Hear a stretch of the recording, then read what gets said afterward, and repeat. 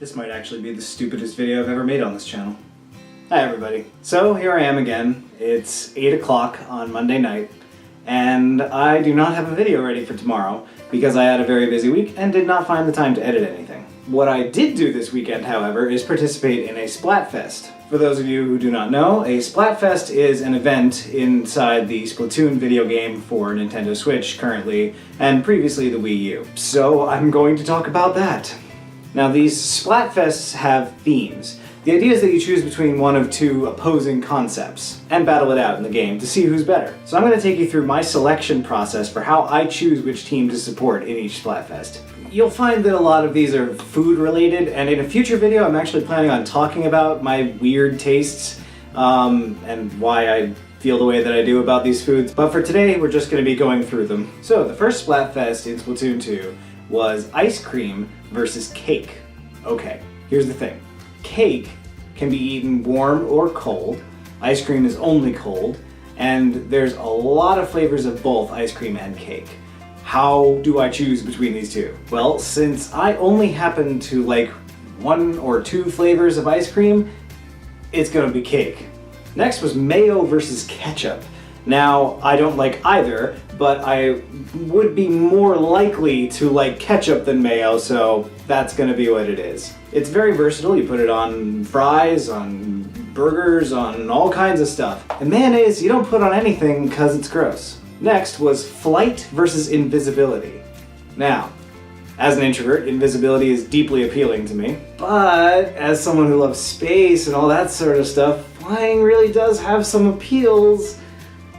I feel like there's different scenarios in which I would want either of them, but not one that wins overall between the two. Because like, it does rain, so you wouldn't necessarily want to fly while it's raining or hailing or something horrifying like that. But there are definitely times where the ability to turn yourself and preferably your clothes invisible would be very useful just IRL. And that's why I'm going to go with invisibility, despite the fun and appeal of flying. This one's going to get the Twilight fans going. Vampire or werewolf? Now, in my concept of this, I'm picturing it in the Twilight universe. And this one I'm gonna have to go with vampires because they live forever, don't age, and remember everything, so there's no disadvantage as long as you're not, like, killed. But the werewolves age and they get old and tired and they don't really have the same kinds of opportunities in their lives, like to learn a new instrument or something, or get really good at another language or things like that. And obviously the Twilight books are written for you to believe that the vampire life is the one for Bella and therefore for you, but that's how I'm going to take it as well because the rest of the lore kind of holds up. It's a little more easy to kill a vampire because all you need is a wood stake versus a silver bullet for a werewolf, but besides, werewolves are just outside more, and that sounds awful. Next up was sci-fi versus fantasy. I personally have always been much more into sci-fi, but the reality is that all sci-fi is fantasy. It's just fantasy in a tech-oriented future or some sort of dystopia or things like that. So really, one's a superset of the other, but me being the classic nerd that I am, of course I'm gonna go with sci-fi. Not that fantasy isn't nerdy. It is.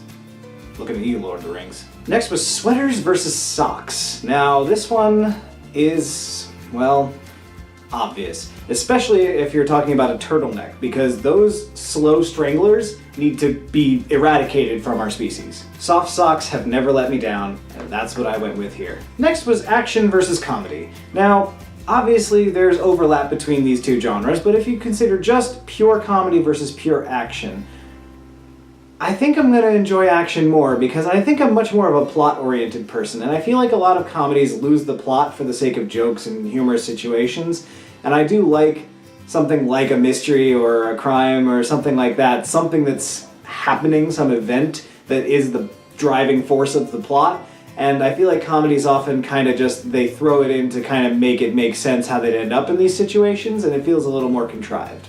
Next was money versus love. And obviously, I'm gonna go with love. Come on, you can't buy love. No, money is a human contrivance. It's something we came up with to exchange things. By its very nature, it's not an end unto itself. So love, however, is enough by itself.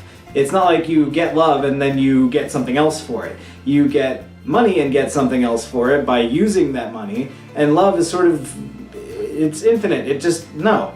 Love, every time, it wins. Sorry. Going back to sci-fi for a second, that's exactly what Captain Kirk taught me. Next was which came first, the chicken or the egg? And as a scientist, what do you mean by that? They're the same thing. Here's the thing. The chicken, the first chicken that we would identify as a chicken, must have come from an egg, and therefore that is a chicken egg, not an egg from a chicken, an egg containing a chicken, and therefore the egg comes first. That's my logic.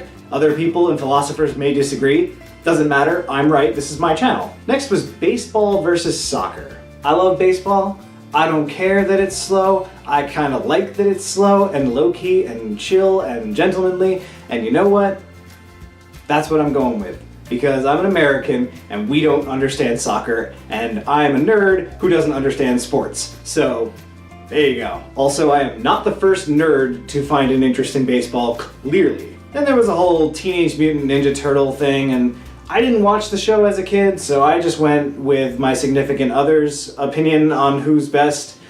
I don't really have strong opinions about this because I didn't grow up with it. Again, I had a weird childhood, but yeah. Also, it's a sponsored Splatfest, which I don't really agree with. I understand the necessity for them, but like, I'm not gonna get enthusiastic about being part of a commercial. Next was whether your orange juice should or should not have pulp. So obviously it's no pulp, right? Because getting the pulp out is such a pain that it must be no pulp. And like, part of me wanted to choose pulp because I figured, well, you can take the pulp out of the orange juice and still have orange juice. You can have both worlds doing that.